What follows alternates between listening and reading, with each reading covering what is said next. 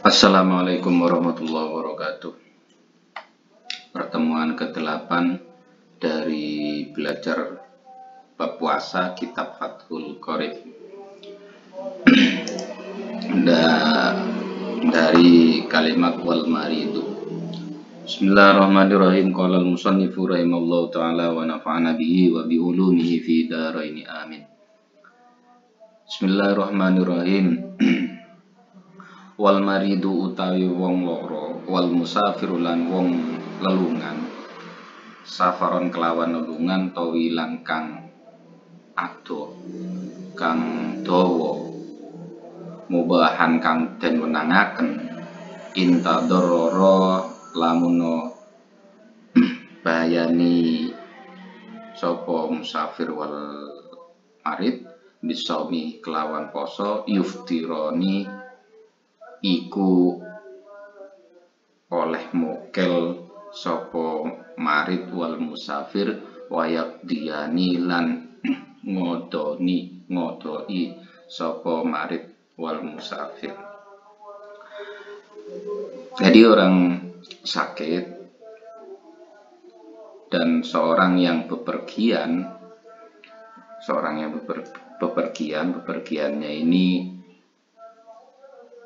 jauh, dalam kategori bisa mengqosor dan juga bisa menjamak sholat, serta perjalanannya itu mubah.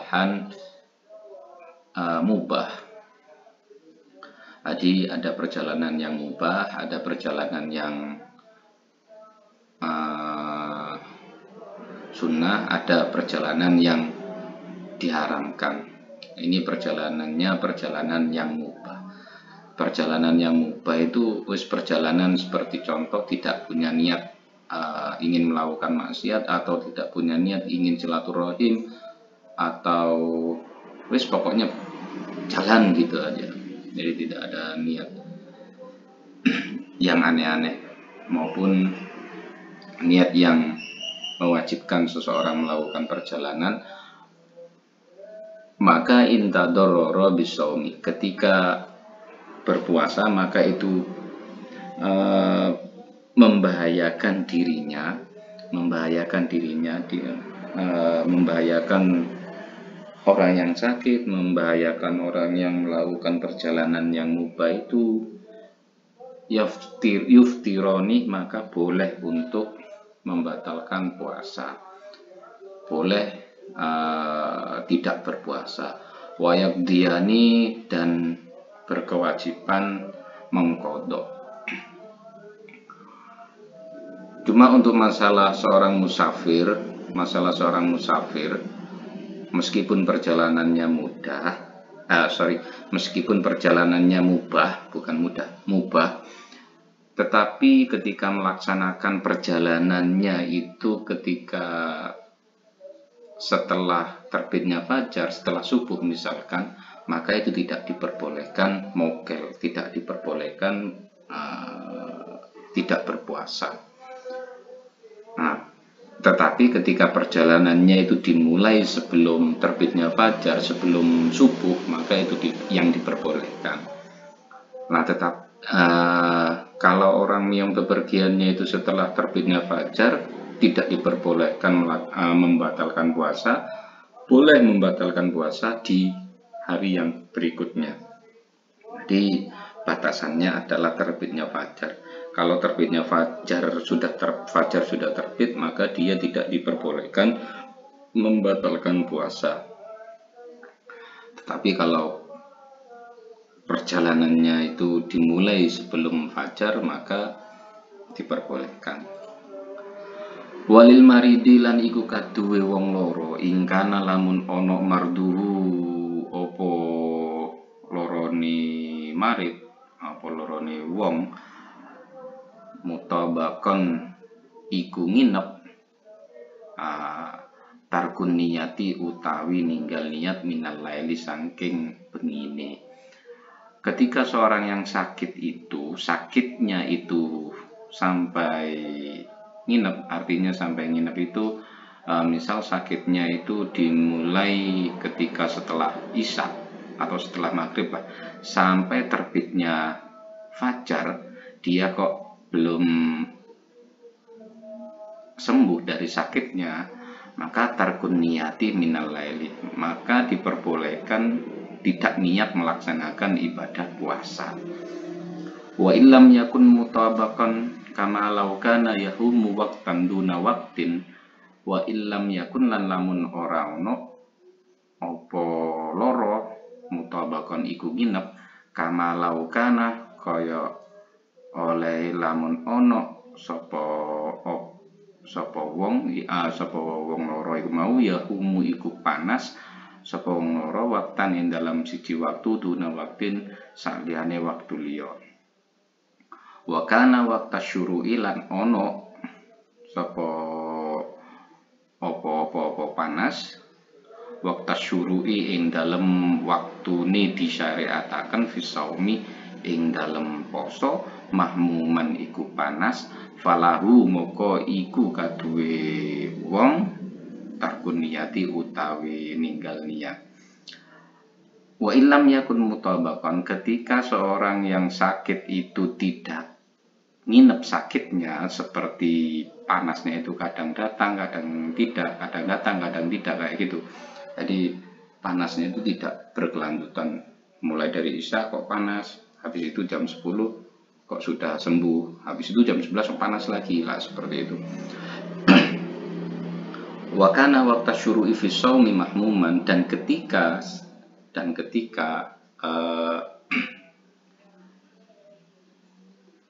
disyariatkannya puasa itu tiba, artinya ketika fajar itu tiba, fajar telah terbit untuk menjalankan puasa mahmuman, orang itu kok panas fala utar niat, maka orang itu diperbolehkan meninggalkan niat. Ini masalah niat, karena niat itu dilakukan sebelum terbitnya fajar. Habis isya sampai terbitnya fajar itu untuk puasa yang wajib.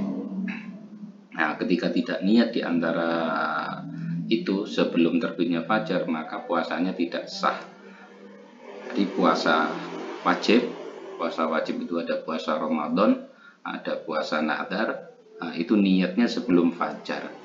Nah, kasus ini orang yang sakit kok belum berniat karena dia sakitnya itu kadang datang kadang tidak, dan ketika terbitnya fajar, batas akhir pelaksanaan niat itu, orang itu kok sakitnya kok datang, falahu tarkun niyah, maka orang itu boleh meninggalkan niat.